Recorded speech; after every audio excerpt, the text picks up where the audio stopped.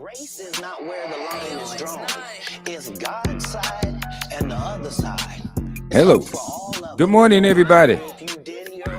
Welcome to the Amazing Great Sports Network, live on WEZE Radio 590 AM, The Word. I am Clay Morris. I am here with Kevin Christian. We are ready to snap, crackle, and pop. What do you think, Kevin? Sounds good to me. Sounds good to you? Let's get our bowl of Rice Krispies going. What was your favorite cereal? It's a big Fruit Loops guy. I'm not Very modern generation, right? Yeah, the modern generation. Got sugar on the cereal. I'm not a big breakfast guy, though. Not a big breakfast. Not anymore. How about when you were a kid? I had no choice as a kid. There you go. We are here because you are there. Ladies and gentlemen, it is June the 7th, 2025 year of our Lord Jesus Christ. Let's start off with a prayer and let's just get right into it. The prayer today, of course, is from our book, Prayers for Spiritual Warfare, Prayers for Victory in Spiritual Warfare. Victory. We want victory.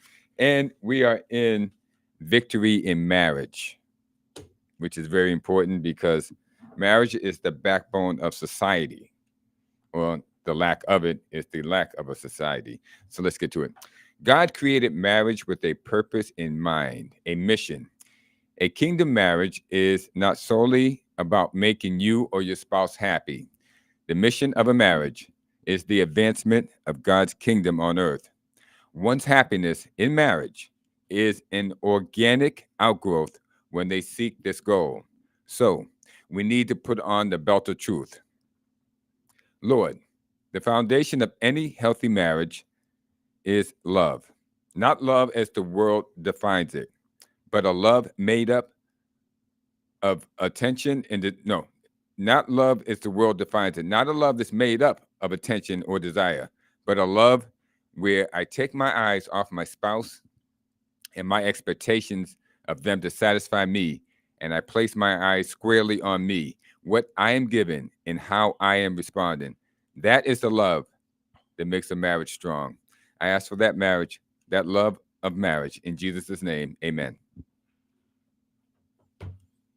Amen. Amen. There we go. Got to take the eyes off your spouse and put it on ourselves if we want to make a difference in our marriage and make the marriage work. Yes, indeed. Change yourself, you change your marriage. Don't worry about that, Kevin. You got a long way to go. Thank you. Yeah. Reminded that every day. All right, why don't we go in today in history? Today. Start off our show. There we go. Today in history.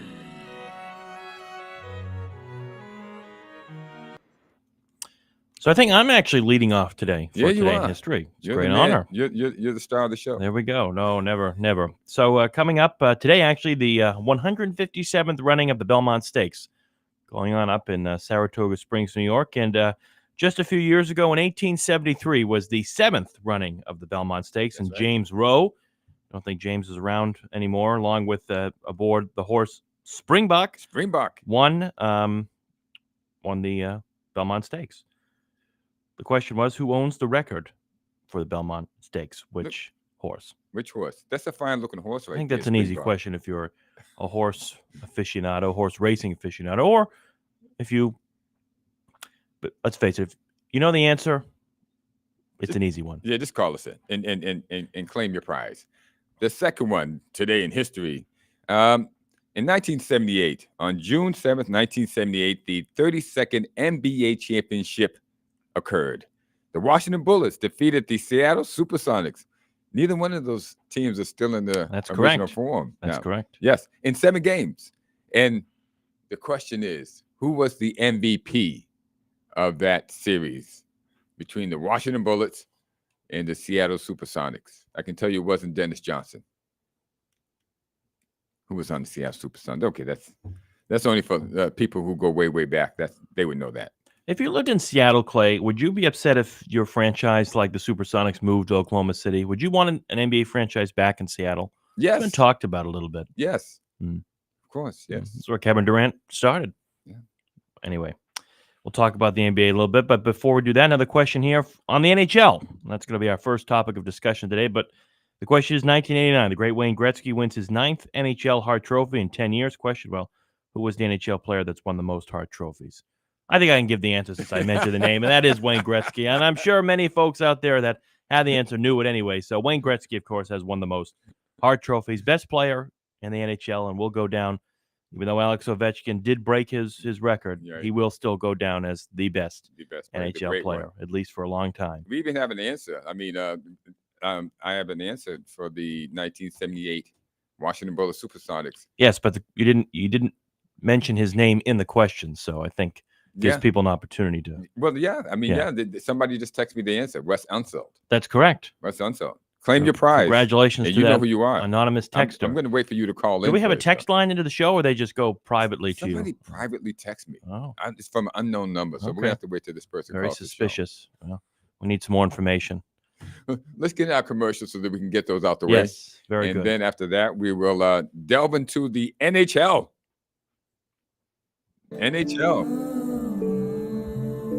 Ladies and gentlemen, how would you like to feel better, stand straighter, and enjoy daily activities without pain? Then look no further than Karma Don Yoga. As one of the more accomplished yoga instructors in the New England area, Karma embraces many different styles of yoga, including vinyasa, slow flow, yin, and restorative, in order to tap into your pranic energy and create a balanced mix of healing, stretch, and strength. Find her and her very affordable classes online at karmadonyoga.com. That's karma, like good karma, bad karma, dawn, like the morning dawn, yoga.com. Karma.com.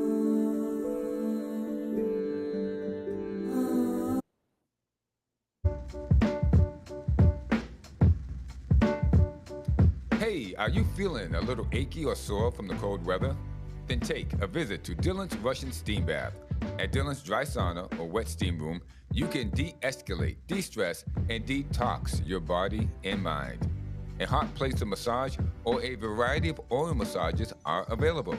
You will enjoy the relaxed atmosphere that features a nutritious snack bar, large screen television, and comfortable lounge chairs to cool off in during your visit. They have 2 convenient locations, one in Chelsea and the other in Quincy. Find them online at Dylan's Russian Steam Bath or call 617-549-3484 for more information. To enjoy your best health, visit Dylan's Russian Steam Bath, where heat, steam, and water have a therapeutic effect.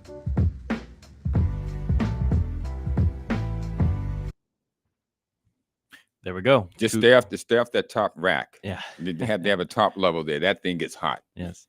And again, the phone number 844-249-5247. We're going to get into our discussions and our topics at hand. I know, Clay, you want to start off with the NHL. We have the Stanley Cup Finals tied up 1-1. Yes. I want to start off because it is tied up 1-1 because of one guy. This guy here, former Bruin Brad Marchand. You know, the guy who was the heart and soul of the Bruins for 16 years before they unceremoniously dumped him for a draft pick, a conditional draft pick at that, 2 months ago. Brad scored 2 goals and narrowly missed a third by inches. And I'm not kidding you when I tell you he missed it just by inches. It was unbelievable. It was an unbelievable shot.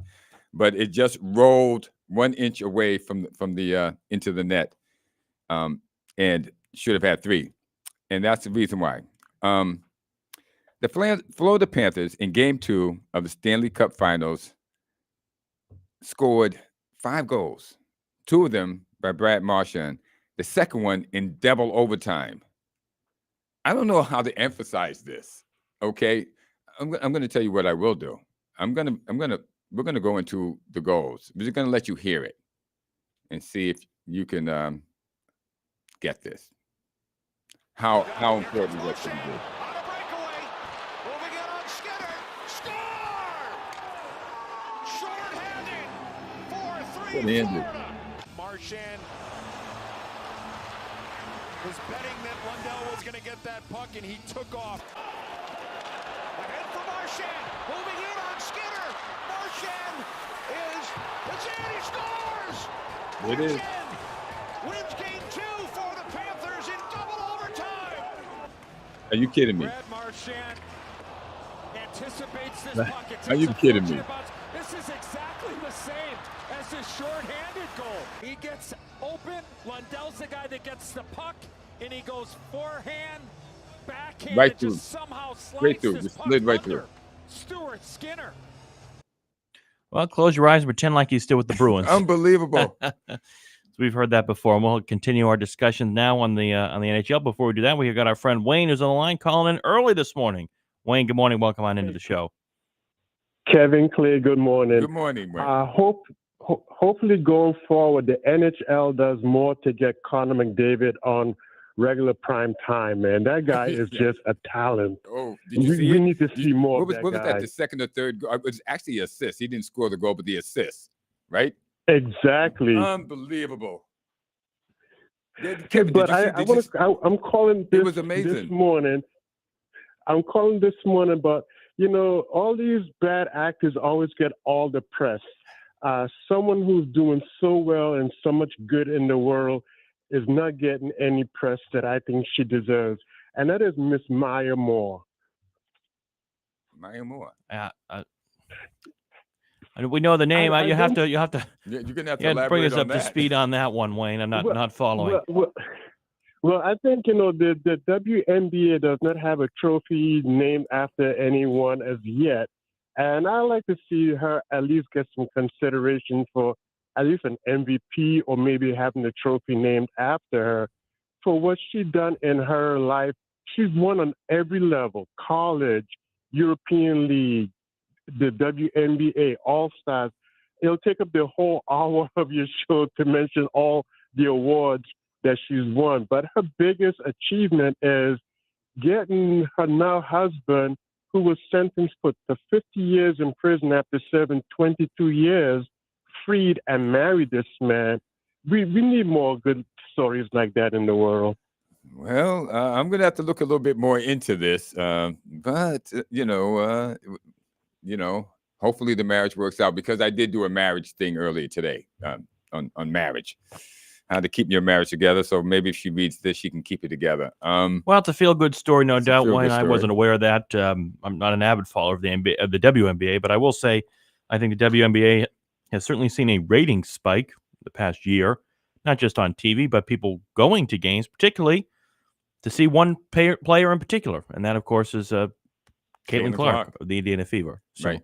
Well, we'll see if we can get a Goodwill Ambassador Award for Maya Moore somewhere along the line. I think she needs to. And Kevin, I don't mean to go down this rabbit hole again, but I don't know if you saw the story of the high school kid who graduated and took his mom and grandmother to dinner at his place where he works at.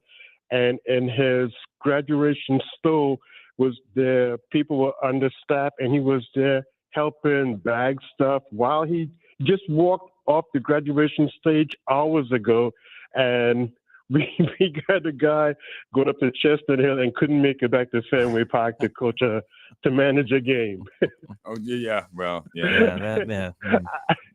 I don't mean to beat that dead horse to death anymore, Kevin. Well, but it's still we're going to talk about the Red Sox a little bit later on the show, and we have our things to say on that. But yeah, it is what it is. Beating that horse. It is what it is. We're going to move on because we have to get a couple of things in before we get to the Red Sox, Wayne. But thank you very much for calling, and we will get to Alex Cora again. Gentlemen, have a great day. Looking forward to listening to the rest of the show. Thanks, Wayne. Thank you, Wayne. Take care. Bye. Maya Moore.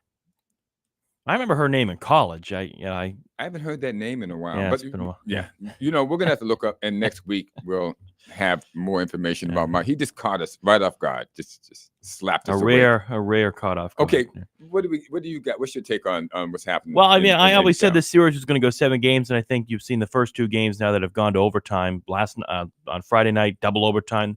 Game 1 in overtime. By the way, the Oilers scored with Corey Perry 17.8 seconds left in the game to get it to overtime. To get it overtime. And then it went to a second overtime. Because Marchand's first goal had put him ahead 4-3. Correct. That's correct. And this is exactly why the Florida Panthers brought in Brad Marchand for these situations. A guy that, even though the Florida Panthers had been to the 2 straight Stanley Cup Finals. This is a guy that has won a Stanley Cup, has played in big playoff games, has played in many Stanley Cup final games already. Unbelievable. So that's exactly why they brought him in, and it shows. It absolutely shows. But I think it's going to be very difficult with the way, as Wayne mentioned, Connor McDavid and Leon Draisaitl are playing. Going to have to wrestle it away from him because I think this game is going to go to 7 games. I think it's the exact best thing for the NHL. This type of series, this type of rematch. You saw it last year. Last year, Panthers, it was a blink and you miss it the first 3 games. They're up 3-0. Then Edmonton came storming back, won the next 3, and then ended up losing, of course, in Game 7. But now we have a 1-1 series. This is clearly 2 hungry, driven teams that are well-balanced, well-coached. I think both are deserving of whoever wins the Stanley Cup this year. But it's been a great 2 games, and look forward to the rest of the games. And it's going to go, and I will say, you think it's going Clay likes to say I have a lot of knowledge on things. I will say my prediction record for certain things has not gone well this but when they playoff go well, season. when they go well, they're like perfect. But I will say I think this will go to 7 games, just the way things are going so far. Okay. Well, I we have to play this. This is Connor McDavid. They were down 3-1 in the second intermission. And this is the cleanup version of what Connor McDavid, how he exhorted his team. And it's unbelievable. Right now. Right now. Oh. Right now. I know this happened so time. That's good enough. For finals. Big in right. Well, you can tell. Okay. The guy was inspired. Did you put those sound effects I in? had to put, because most of it was, but he. No, I know. I was just wondering if you added those in. Yeah, he tore into his teammates and told them they needed to get it together. They weren't giving enough. And here's the thing. When you have a guy that good, when you have a Michael Jordan, a Larry Bird, and, they can actually say to you, you're not giving enough. Right. Now, but for the regular player who's out there, you're thinking you're giving everything. You think you're hearing that in the Red Sox clubhouse? Oh, no, you're not hearing anybody. But that's a true leader, though. I mean, Connor McDavid, he's been in the league for a while now. With finally, the Oilers are where they need to be in terms of, competing for Stanley Cups. And, they almost had it last year. I think they got a better shot of doing it this year. He is a guy, along with Draisaitl, these guys have been at it for a while now. And the talent that they have finally been able to bring into Edmonton, that just shows the fierce competitiveness, the drive that Connor McDavid Odie has. Vander Kane scored the first goal. Yeah, Vander Kane, that sure. guy's been around since 2009. Been around for a while. And what's that? This is like 16 years. Yes. Unbelievable. And well, so is Brad Marchand. Brad Marchand's been in the league for 16 years. Yes, too, yeah. Well, we know Brad, but I didn't know Vander Kane was still in the league. More than 16 for Wow. Evander Kane. Yeah. These 2 teams are really good. Listen, guys, if you haven't watched any of the games, okay, forget about it. Just watch the highlights if you can. Watch the highlights. They're good enough. The goal that McDavid assisted on, I think, was the 3rd goal that put them ahead before Brad Marchand and another guy, they hit their goals and tied up the game and went ahead. You will never see a hockey player move like this. And what he did with the puck was unbelievable to set up a guy for the goal. You guys, you got to watch you got to watch it. You got to see this guy. And he's must-watch TV. He's must-watch TV. Please, pull up the highlights. Check it out. You will be shocked, awed, and amazed. And this Panthers team, Clay, I mean, this is a team that, they dropped the first 2 in the second round against Toronto, and then in Game 3, they trailed 2-0 and 3-1. They ended up coming back, beating the Maple Leafs, of course, in 7 games. They've only been on the opposite line of the handshake line, the opposite side of the handshake line once, and that was in 2023 when they lost in the Stanley Cup final to the Vegas Golden Knights, which, by the way, Matthew Tkachuk had a broken sternum, and several others were dealing with injuries, and a team that nobody expected to get anywhere. Penn State beat the Bruins in the first round. Remember that? Wiped them out. Do we remember that so well? So, I mean, this is 2 teams that obviously the Panthers are a little more experienced in going to Stanley Cups. They've been the last 3, and the Oilers now 2 in a row for them. But this is, again, I can't stress enough what Brad Marchand means to the Florida Panthers. This is exactly why they brought him in for this situation. It's paying off. Yes, It'll it is. pay off more when they win the Stanley Cup, and if they win the Stanley Cup. I picked Florida to win the series. Yes, you did. I think they will win the series, but I will say the drive from Draisaitl, Connor McDavid, from the entire Edmonton Oilers team has been really, really great to see. And again, it's a 7-game series in my mind, and it's great for the NHL. It's great for the NHL. And sports, the sports world in general. Anybody who watches this series will become an NHL fan, undoubtedly. I agree. I would bet on it. I would bet if I was a betting man. Let's put it that way. Right. And that's for you, Stevie Mack at Sweet Life, Mr. Betting Man himself, who wants to bet on everything. Steve, do not bet on the Red Sox. And that's all I can say. Just don't bet on the Red Sox anymore. I would encourage nobody to bet on the Red Sox. but he's the guy who actually highlighted me to Connor McDavid, so I'm entirely grateful to him. All right, we got another caller on the line here. Caller, go ahead. Your name and where you're calling from. Hey, it's Marlon calling from Atlanta. Hey, there he is. Marlon from Atlanta. How are you, Marlon Marlon? from Atlanta. Welcome on in. Hey, guys. How's it going?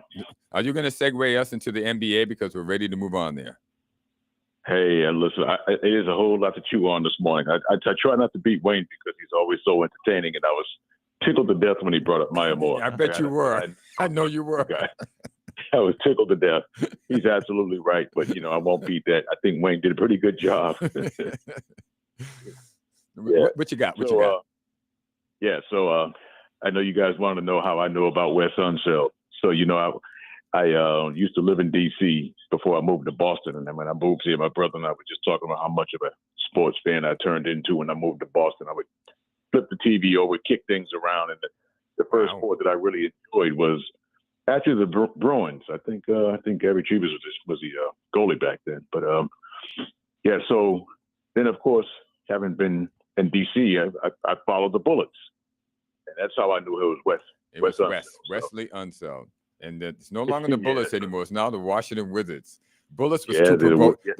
The word Bullets became too provocative in Washington, D.C. Figure that. Yeah. They had some problems back in, and they didn't want the association to all that stuff that was going on. They switched to the Wizards, and they haven't been too good. Haven't been the same since then. No, that's for sure. So the John Wall days really was that they were. What you got for us on the NBA? Wow, NBA. Oh, hey, listen.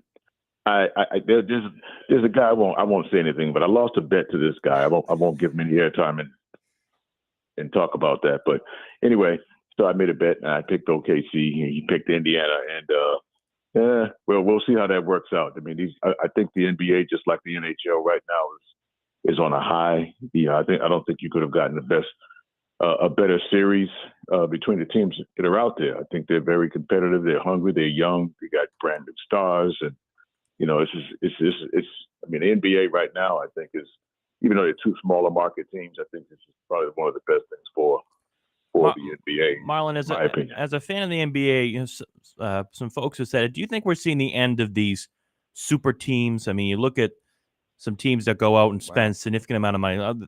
Great example, the Phoenix Suns are a perfect example. They have Devin Booker, obviously homegrown talent. They bring in Bradley Beal. They bring in Kevin Durant. They can't even make the play-in tournament. You look at some other teams as well. The Clippers. The Clippers are a great example of that. Do you look at this and say this is a new era for the NBA in your mind? Well, I will say that if I think it is a new era, I think you do have to draft well. I think it goes back to picking the right person to lead your organization. I'll stay off of Brad Stevens, but you're gonna have to build it. It's sort of like the NFL, where you get a young quarterback and you got to build while you have him on a rookie contract. So I don't think that there's going to be a team that these next two names, Kevin Durant and Giannis, I guess are the big names that are probably on a trade market or whatever. They do those. I don't think the teams they go to are going to be any more. Ain't going to be any better than what they were before they got there. I don't. True. The teams that they can probably help can't take them, and then the teams they can help, they're not going to be good enough. So I do believe this is a new era, in my opinion. But this is what they've been striving for, and they got it. So hey, take the small market teams and live with it. What's your take on Tyrese Halliburton? Hey, if you ask me, the guy's a superstar. Sometimes you and I used to go back and forth with stats all the time. But sometimes you're not doing the things that the people want to see, but he does so much. Is he a superstar? I think so. I don't even think he has to win in order for that conversation to ever come up again. But I love the guy.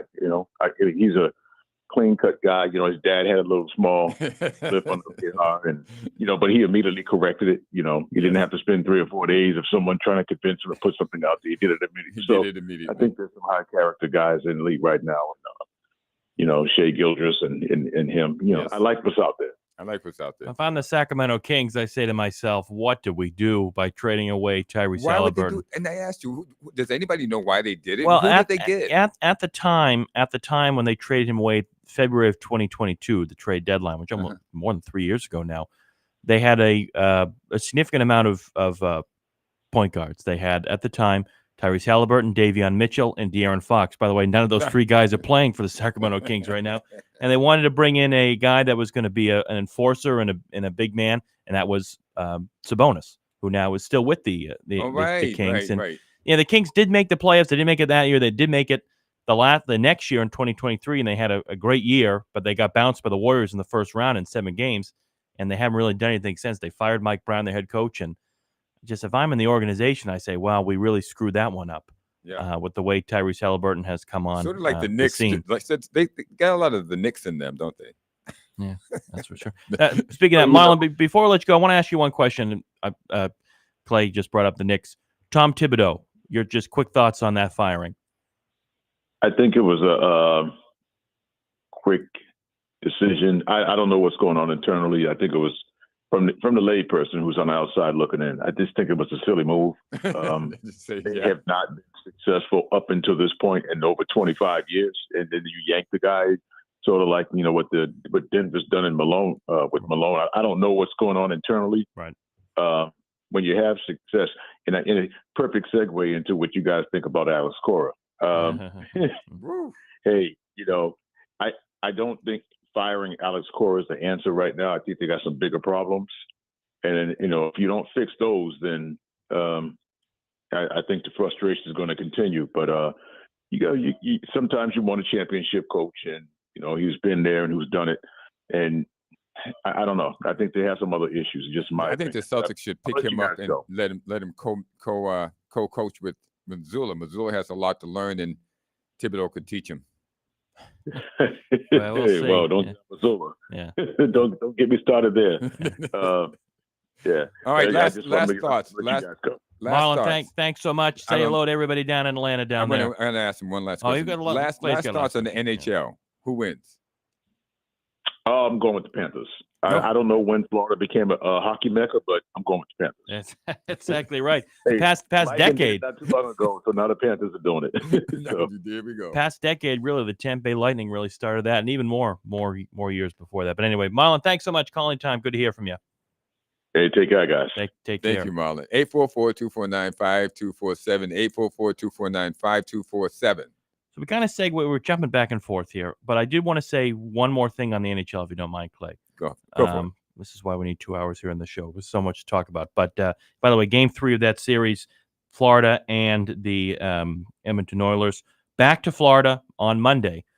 A couple of days off in between these games. Well, of course, because they have to. These guys need the travel distance from Edmonton, Alberta, to Sunrise, Florida. Is it anyway, that's unless you go to South America. Yeah, that's a real long travel distance. But anyway, other news in the NHL, of course, back here with our lowly Boston Bruins.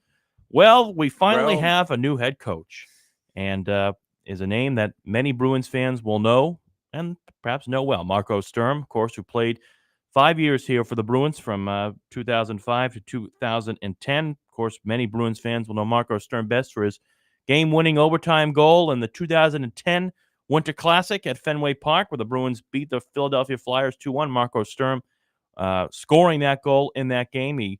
When he was out on the ice and not hurt, Marco Sturm did contribute well to this Bruins team, but he did deal with a significant amount of injuries when he was here with the Bruins. This is his first NHL head coaching job. He was the assistant coach of the LA Kings for from 2018 to 2022, and then for the past couple of years from 22 to 25, Marco was the head coach of the Ontario Reign, with the LA Kings AHL affiliate. He comes back to coach the Bruins. And Clay, of course, the Bruins were the last team to hire an NHL coach. If they just had waited another week, they could have hired DeBoer.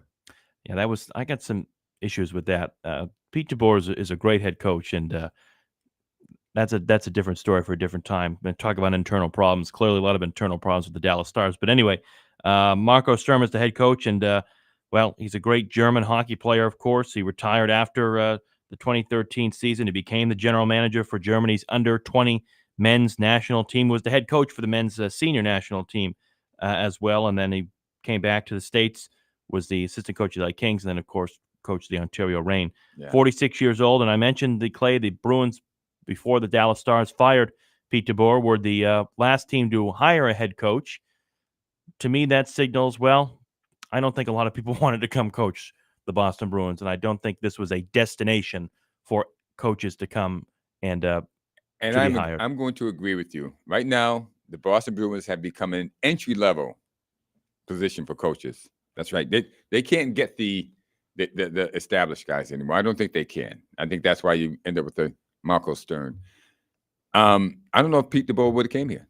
Okay, to put it mildly, I really don't. I don't think he would. Why would he come? This organization has not shown the commitment to want to win, to go get stars, to want to win. So if you're an experienced coach, this would not be the destination that you're looking to come to.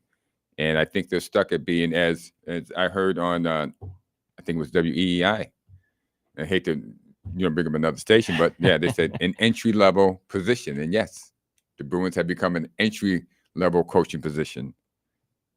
And that's what they are. It's just an unserious organization. That is for sure. There's no doubt about that.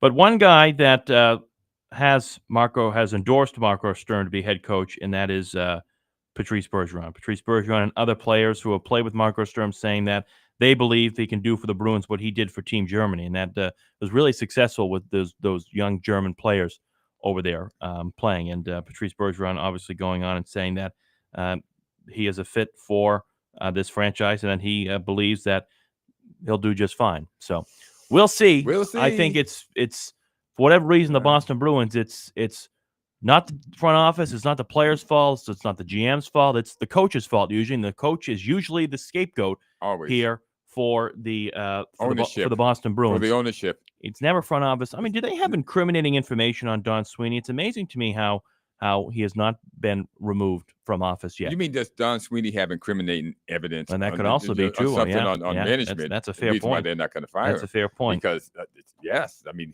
he can keep his job after all this. But again, I mean, I'll belabor this point we can go on and on. It's just a travesty that he remains as general manager. But we wish Marco Sturm well. We'll be watching him closely. And the Bruins have about $26.5 million worth of cap space. They have an important draft coming up. And we'll see what avenue the Bruins go down this offseason, if they want to retool and really continue to compete in the Eastern Conference, or if they want to take a step back and obviously, even with the team they have on paper right now, certainly not worthy of competing. They can't compete for any sort of playoff run. Look at those two teams that we're looking at right now. Oh, absolutely. The Panthers and the Oilers. Yeah, it's like an AHL team. On the ice with those guys. Yeah. Not even close. And by the way, just one thing I want to say, congrats to Joe Sacco, who landed assistant coach under Mike Sullivan with the new look New York Rangers head coaching staff. So congrats to Joe Sacco. He's a local guy, and I think he was put in a very difficult situation and did the best he could. Was a long-time assistant here with the Boston Bruins, wasn't given the opportunity to continue being the head coach, but I give great credit to Joe Sacco. Was put in an impossible situation, especially when you trade Brad Marchand, Charlie Coyle, Brandon Carlo, and everything else. He took it for the team. Yeah. He took it for the team. Anyway, it's on the NHL. So we wish Marco Sturm well. We'll watch him, and hopefully he can turn things around. And as we continue to follow this Stanley Cup final, Game 3 Monday night in Florida, tied up 1-1 in a great Stanley Cup final. And to end our segment on the NHL and the NBA, I want to play this clip, and this is about Tyrese Halliburton winning in. Well, do you have more to say in the NBA, or yeah, no? This is the last part. Okay, because Tyrese Halliburton has hit a game-winning or game-tying basket in each of the 4 series he has been in. Let's recount this, and I throw a little Joker theme into it.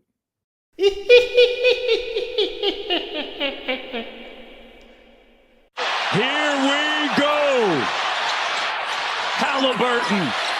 5 seconds. 4 seconds. Halliburton for the lead. 1.3 to go. Pacers by 1. 9 seconds. They do have a timeout. Carlisle's going to let him play. Halliburton steps back and hits. Halliburton. He'll take it. He'll backpedal a 3 for the win. And he's got it.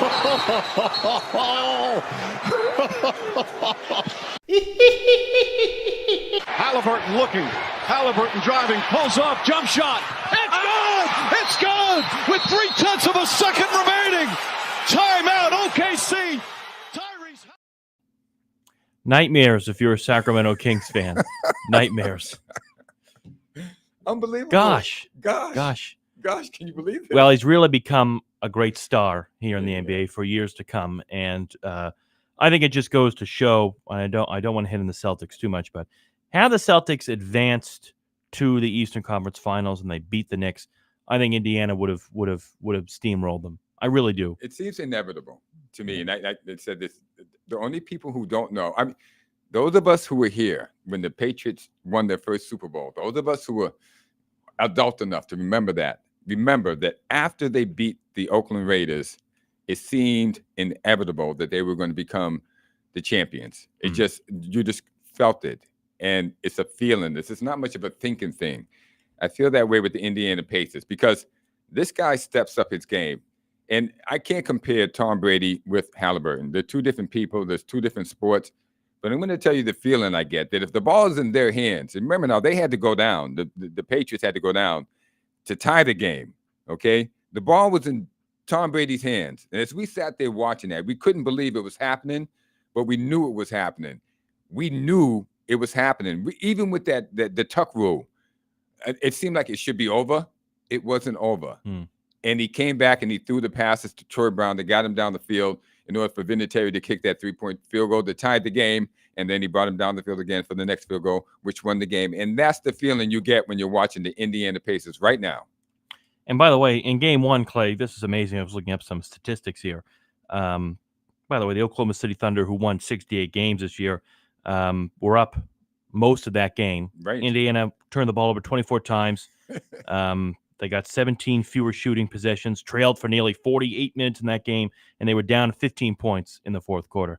Still come back and won the game. Well, none of that happens without Tyrese Halliburton on the court. And they only were ahead in the game 0.3 of a second. Correct. And here we are. They're up 1-0 going into game 2. Anything could happen, but I have a feeling it's their year. Okay. Why don't we go back to the phones? I think Kelly from Lynn's on the line. Kelly, good morning. Is that you? Yeah, that's me. Hey, there he is. Good morning. Welcome on in. Morning, Kelly. What's going on? Hey, if I could, there's still time. Yes. Man, what are we watching here? NBA.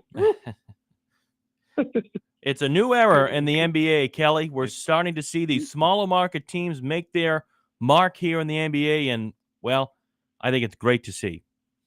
Yeah, and to your point, Kevin, earlier, I think there's a shift, like these super teams, like the big name talents, and I think it's a new because you look at the structure of the Indiana Pacers right now. I mean, they got they got good talent. It's all about chemistry, actually. Yeah, right. Mm-hmm. So, and that's what's getting it done. I am shocked. I thought. Yeah, you did. You took OKC. I think I took an informal poll. I did. You took OKC, but you said in 4, right? Well, it's one game. I said in 5. I said Thunder in 5. So still a chance. Still a chance for that, right? Still a chance. I got stick to my guns. Thunder in 5. 6 is too easy a number. So Thunder in 5. Oh, who knows? Thunder in 5. We'll see. Kelly. So it looks like Luka Doncic and LeBron. It's not the way to go anymore. Or KD, Beal, and Devin Booker. I'm not even worried about them. Wayne, Kelly, do you think it's fair to say that if had the Celtics advanced against the Knicks, that the Pacers would have beaten the Celtics with the way they're playing? That, like I said, it all comes down to, and like Clay was saying, like the Patriots, like you saw more team ball with the Patriots and stuff. I mean, football's more of a team sport anyway. but they got more of a team chemistry getting the job done. Because as I watched the game one, it was like, why isn't Coach OKC putting this team to sleep? Even when you thought they were asleep, they just crept right back into it. Right. And right now I want to say, okay, this is going to happen. OKC, game 2, bet the house on OKC. They should annihilate them, but I don't think I can. I got them winning, but not in the cakewalk. You're not going to bet the house on it now. No. It's a feeling. It's these guys. You bet it. Listen, if you haven't put these guys away, you're in trouble. Yeah, it's good basketball. It's good stuff. Like, it's good for the NHL and the NBA. No doubt Good about time it. in sports. Kelly, question for you. Basketball. Question for you too. We're Yep. doing sort of informal polls here on the show. I just asked our friend Marlon this question. The other big news in the NBA, the firing of Tom Thibodeau. What were your initial thoughts when you heard that news? I was shocked. To hear that one. I don't know what New York must have they got to have someone else lined up. Yeah, they haven't showed their hand. It's been over a week now. Yeah, you don't make that kind of move unless you have a backup plan. Right. But then I heard things about this owner is like this owner is very, very sensitive. And James Dolan. crazy Yes. thing. Yeah. Is it still James Dolan? Oh yeah, absolutely. Oh gosh. Yeah. Yeah. Well, just Nick's doing Nick things. Maybe Rick Brunson. Maybe Brunson's father will become the head coach. Yes. Yeah. He's on the staff. isn't he? He's on the staff as the assistant coach. Yeah, he's going to become the coach now. Yeah. I can see it happening. Yeah. I don't think. Yeah, I mean, Thibodeau's he's a rough around the edges guy. He expects a lot out of his starters. He plays his starters. They don't rely a lot on their bench presence. We certainly have seen that certainly all playoffs. And a lot of reports coming out saying that his usage of Jalen Brunson, his usage of Karl Anthony Towns, the players contributed a lot to his firing. Wow. That's reports. I mean, that would be confirmed. Look how far he took him, though. First time in 25 years they went to the Eastern Conference Finals with him as head coach. That would have been enough for me to keep him. Yeah, So, well, and then you go from there, give him some more pieces, because I think they're like a player or two away for being really significant coming out of the East. I agree. Marlon just texted me and said he thinks it's Jason Kidd. He thinks Jason Kidd's I going saw in. that report. I saw a couple names. Jason Kidd. You got something in his back pocket. You know what? If I'm Jason Kidd, I want out of. Once they traded Luka, I said, I'm Jason Kidd. I want out of Dallas. Samuel. No, I know? mean, Yeah. I don't even But, know why you know, we're I worried mean, about New York. They're a bum city. And wait a minute. Oh yeah, New York Yankees are playing the Red Sox. We have to segue into the Red Sox. We got 10 hold minutes on. We got left. 10 minutes, but just one thing, and some other names too on that. Michael Malone has been rumored, obviously, and very similar to Tom Thibodeau. And oh well, I guess I don't. Jason Kidd, what do you do? Jason Kidd, he's got those good players, but they're made of glass, and that's for how sure. long can you take them through the league? That's for sure. Because that Dallas situation, I want to see that play out. Right. And, But that's a you discussion gotta that have him on can the take plate. a long time because Yeah. we need to move on from there and go into the Red Sox. Kelly, thanks so much. Let it be known. All right. Thunder and 5. All right. Thunder and 5. Thunder All right. 5. Woo. Thanks, All Kelly. right. Woo. All righty then. Game 3 of the NBA Finals. Game 2 rather. It's tonight. Is tomorrow. Sunday night, 8 o'clock in OKC. Pacers up 1-0. Alrighty then. I want to say hello to our friends at Oyama Investments, and then we're going to talk about the Red Sox because I know Clay is dying to talk about the Red Sox. can't wait. That much is clear I got to get in the there. final 10 minutes of the show, and thank goodness we don't have any more time to talk about the Red Sox, the way things are going. But if you're looking for a smart investment and searching for a place to call your home, well, we want to welcome you to our friends at Oyama Investments, where your dreams do find a foundation. They're more than just your real estate partner. They're your trusted partner building a secure future. And whether you're investing in a property that will grow with you or purchasing a dream, make the process easy, transparent, and rewarding. Right? Oyama Investments specializes in finding properties that align perfectly with your goals, and imagine yourself owning a piece of the future, whether it be a luxury apartment, a commercial space, or a family home in the perfect neighborhood. And if you're new to the real estate investment world, well, don't worry. They're every step of the way, helping you make informed choices with confidence. Real estate prices rising. There's never been a better time to invest. If you're ready to see your dreams come to life, visit them online, www.oyamainvestments.com. Give them a call, 617-221-8881 today, where your vision becomes reality. That's good friends at Oyama Investments. Unbelievable. And real estate prices are rising. That is for sure. That is for sure. Alrighty then. Assuming you don't have anything else to say, Clay, in the NBA, I think we've talked a little bit about that. Yeah, we've we'll continue exhausted to follow that at because NBA Finals that would series. take another hour. Yeah. Another hour.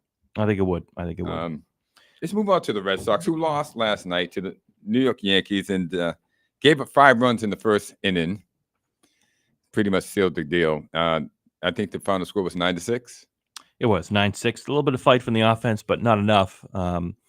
Walker Buehler ripping himself, saying he's been, well, with an expletive before that, embarrassing for us. The organization put a lot of faith in me this offseason, and I think that's true. They are paying him for a 1-year deal, $21 million and 5.1 ERA. And, yeah, he has been embarrassing. He's looked terrible in many of his starts. He's fleecing them. With the exception of 1 or 2, I think Lucas Giolito has not lived up to his expectations.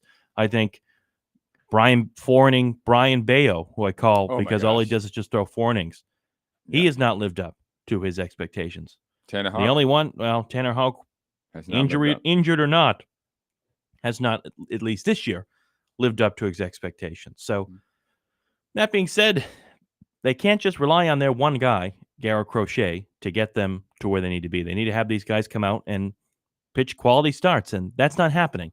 And that's a significant reason why the Red Sox right now are 5 games under 500, 3-7 in the last 10 games. They just dropped. I know they won a walk-off the other afternoon against the LA Angels. That was a Rafaela walk-off. They shouldn't have won that. But they just dropped 2 out of 3 to the LA Angels. They lost 9-6, but they were down 7-0 in that game to the Yankees last night. Obviously, the Yankees are well in front of the Red Sox in 10.5 games. More ways than one, not just numbers-wise, but in a number of different ways.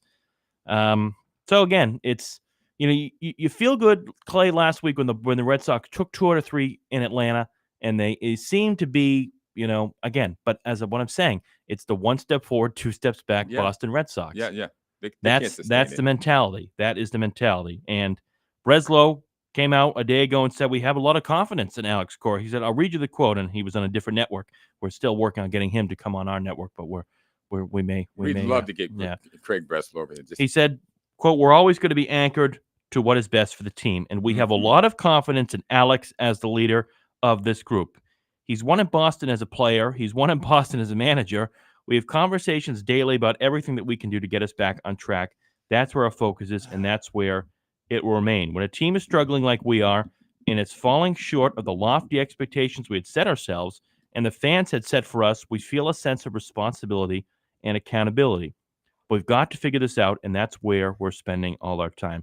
Well, that's good and dandy. That's a great statement. That's a great feel-good statement, Craig. Good job for you. Good job. But until you actually become accountable and you actually do something, whether that's firing the manager, firing the hitting coach, firing the pitching coach, doing something like you care, then I don't want to hear this nonsense, this feel-good, la-di-da, nonsensical talking points. It's all good, guys. We have a lot of confidence. Alex Cora is the guy. He's won it. By the way, won a Boston as a player. He won a World Series in 2007 as a bench guy.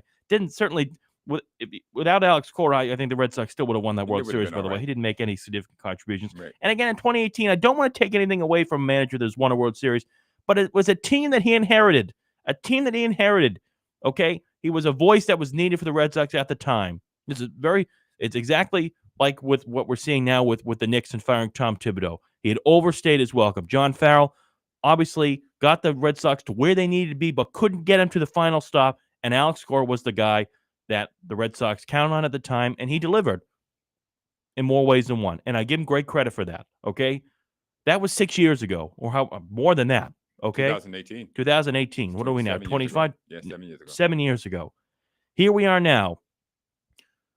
And mediocrity. Past 4 years. Right. Past 4 years, and still no changes.